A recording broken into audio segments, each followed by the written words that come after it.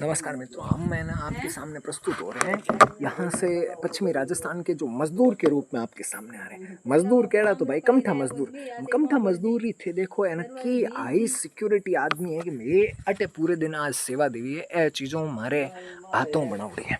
और मैं थोने भड़ बताऊँ कि मैं के सिस्टम करियो है कि नहीं करियो है ए नहीं, ये जो बढ़िया डिजाइन वगैरह तैयार की है, मैं जो पिछले आपको 3 दिनों से दिखा रहा हूँ, इसकी फिनिशिंग करने में भी हमारा बहुत बड़ा योगदान है। हमारे कारीगरों ने और उनके सामने मजदूरों ने जो यहाँ पे अदम्य साहस दिखाया है। और मैं आपको दिखाऊंगा कि ये देखिए आप, ये डिजाइनें वगैरह हैं जो भी इसको फिनिशिंग दी। और यहाँ एक बढ़िया सा एक छोटी अलमीरा बनेगी बाहर से जो खुली होगी, और यहाँ इसकी बढ़िया फिनिशिंग और डिजाइन दी है।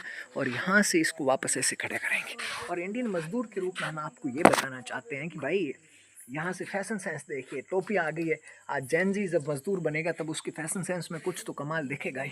पर हमारे ये है कि हम जैन जी चाहे मजदूर बने कि कुछ बने, जैन जी जो बालक जो आज की युवा है उन लोगों को कहे यार तुम पढ़े लिखे हो पर मजदूर में तुम काम के नहीं हो।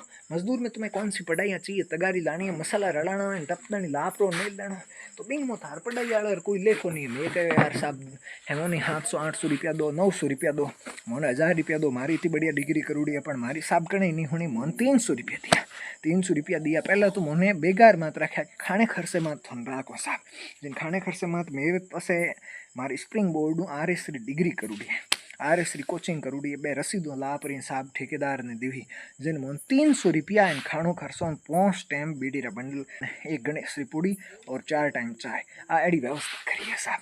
और थी देखियो अभी मजदूरों के साथ में कितना शोषण हो रहा है। हम मजदूर के रूप में कार्य कर रहे हैं देवीलाल जी ठेकेदार साहब के यहाँ पे। और देवीलाल जी मुझे लगता है कहीं ना कहीं हमारी योग्यता के हिसाब से, वो काफ़ी अनुभवी आदमी तो है पर योग्यता के हिसाब से हमें इतना ही काम दे रहे हैं साहब। और इंडियन जैनजी मजदूर की विशेषताएं देखिए, कितना वो फास्ट चलता है, फुर्तीला होता है, काम बहुत ही सेंसेबल ढंग से करता है, ऐसा मुझे लगता है। पर उनको पता नहीं लगता ही नहीं है। अब देखो मार्केट में और तो कहीं हमें जगह नहीं मिली, फिर हम जा करके यही काम करेंगे भाई साहब। देखिए भारत के कर्मकार के रूप में, जैसे कि मोदी जी किसी भी आदमी को किस हिसाब से कोई ना कोई बढ़िया बढ़िया शब्द देते हैं, उसको फीलिंग आती है कि ओ हो भारत की बिल्डिंग कर में हमें योगदान दे रहे हैं। और वाकई योगदान देते हैं जो हमारे मजदूर कर्मकार हैं, वो तो बहुत ही अच्छे ढंग से योगदान देते हैं। पर हम जैन जी पता नहीं कितना योगदान दे पाएंगे कि नहीं दे पाएंगे। पर भारत की जो ये बिल्डिंग है, अब इनको हम खोखला नहीं, इनको मजबूत ढंग से बनाएंगे। क्या ये बना पाते हैं या नहीं बना पाते हैं वो मैं आपको बताता हूँ कि एक जैन जी मजदूर के रूप में अभी हम इस पश्चिमी रेगिस्तान में एक बहुत ही बढ़िया यहाँ के सुंदर से सुंदर भाटों जोधपुरी लेरियाँ लगा के एक बढ़िया भवन बना रहे हैं, चौधरी देवीलाल जी की हवेली। वहाँ आपको दिखाता हूँ एक जैन जी मजदूर होता है, जो जैन जी युवा होता है, वो मजदूर के रूप में कैसे काम करता है, उसकी क्या दिनचर्या रहती है, क्या उसकी एफिशिएंसी है, वो कितना एक्टिव रहता है, और क्या उसके चाल चलन है, वो थकता है कि नहीं थकता है, उसकी कार्य प्रगति और उसका मतलब कुल मिला के इंजन कैसे चलता है, वो आपको हम दिखाएंगे साहब। और इसके साथ में आपको ये चीज़ें भी देखने को मिलेगी कि आपको यहाँ की एक कारीगरी का जो रहस्य है, यहाँ की जो कारीगरी के पीछे सिर्फ मेहनत है, और कारीगरी यहाँ के कारीगरों के हाथ में जो हुनर है वो हम आपको दिखाएंगे कि वाकई राजस्थान के कारीगर कितने उम्दा कारीगर होते हैं। और इनकी कारीगरी में जो पुरानी झलकें आपको ये पुराने हमारे यहाँ पे पश्चिमी राजस्थान में या समूचे राजस्थान में जो भी बड़े किले बने हुए हैं, भव्य हवेलियाँ बनी हुई है, भव्य महल बने हुए हैं, उनकी जो डिज़ाइन है, उनकी डिज़ाइनों को आज के जो शहरों में महल बनते हैं या फिर और राजस्थान के तमाम इलाकों में जो कमरे बनते हैं, राजस्थान में तो फिर भी वो चीज़ें अभी संरक्षित हो रही है। पर बाहर में जहाँ भी देखता हूँ या फिर शहरों में मैं मकान देखता हूँ, उनमें डिज़ाइन का कोई ऐसा ज़्यादा कल्चर है नहीं। वो अब सपाट दीवारें बनती है, कलर कॉम्बिनेशन होता है, और उस हिसाब से वेस्टर्न कल्चर में या फिर आजकल अंग्रेज़ वगैरह सारी वही बना रहे हैं जिसमें डिज़ाइन पे ज़्यादा ध्यान नहीं दिया जाता।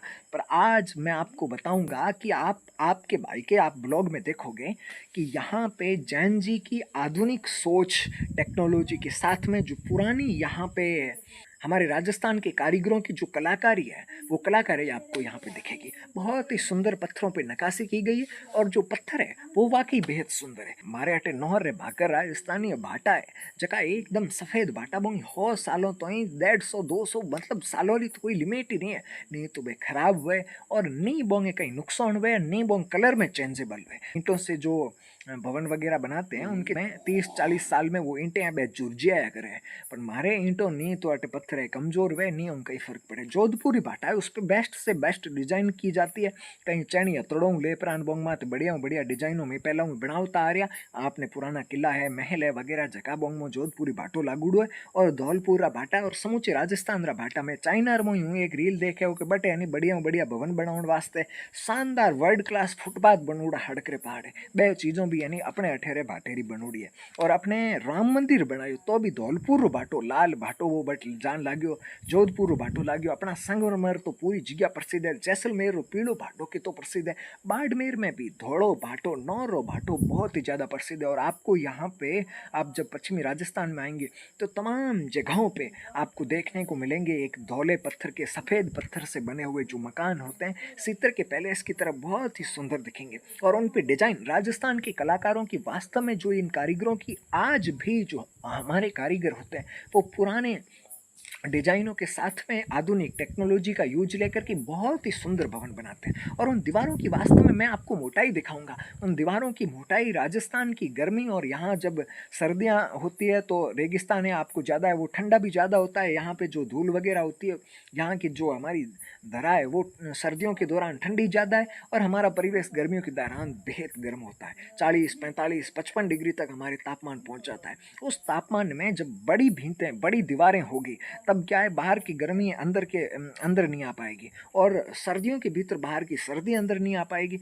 मतलब मोटी दीवारें हैं पत्थर इस तरफ भी पत्थर इस तरफ भी पत्थर बीच में छोटे छोटे पत्थर डाल के और उनमें मसाला भरा जाता है। बहुत ही शानदार ढंग से आपको है ना यहाँ की कारीगरी दिखाऊंगा और उन पत्थरों पे नक्काशी हो और डिजाइन आपको ये दिखाऊंगा कि कितनी बड़ी तो खिड़कियाँ रखी जाती है। भाई साहब आपके जितने दरवाजे मैंने आमतौर पर शहरों में देखे हैं उतने दरवाजों से बड़ी तो हमारी खिड़कियाँ लगी हुई हैं। कुल मिला के एक नया मॉडर्न हवा महल बन रहा है। मैं आपको हवा महल के दीदार कराऊंगा और साथियों आपको एक बहुत ही सुंदर मारवाड़ के कलाकारों की कलाकारी दिखेगी यहाँ जय कंस्ट्रक्शन के थ्रू। एक हम सोच रहे हैं कि भाई इतने हुनरमंद हमारे कारीगर हैं क्यों ना इन हुनरमंद कारीगरों का मेरा ऐसा सपना है कि हमारे तमाम कलाकार केवल लोग जो और वो लोग हमारे तमाम कलाकार ये केवल हमारे जो कारीगर है वहाँ तक सीमित नहीं है। मैं तमाम कलाकार चाहे वो फिर हमारे लोक संगीत के हो लोक नृत्य हो चाहे हमारे कमठों के कारीगर हो चाहे हमारे कपड़े बनाने वाले हो और हमारे चाहे गायक कलाकार हो हर चीज़ में राजस्थान की जितनी भी आप चीज़ दिखाओगे उसमें कहीं ना उनके पीछे आपको कहीं ना कहीं एक अनूठा हुनर एक अनूठी विशेषता दिखेगी। हमारे जो वाद्य यंत्र है कितने प्रकार के त्योहारों के हिसाब से दिनों के हिसाब से जातियों के हिसाब से अलग अलग त्योहारों कार्यक्रमों के हिसाब से अलग अलग प्रकार के त्योहार होते हैं। उनके ऊपर अलग अलग वाद्य यंत्र होते हैं उनके सुर उनके कपड़े अलग अलग होते हैं। तो आपको मैं तमाम प्रकार के हमारे कारीगरों को एक पोर्टल के थ्रू दुनिया को कैसे बेहतर बना सकते हैं दुनिया की सुंदरता के लिए हमारे राजस्थान की हुनर और यहाँ की कारीगरी को दुनिया की सुंदरता में चार चांद लगाने के लिए हम सहयोग कर सकते हैं। मैं उनके लिए आपको बताना चाहता हूँ।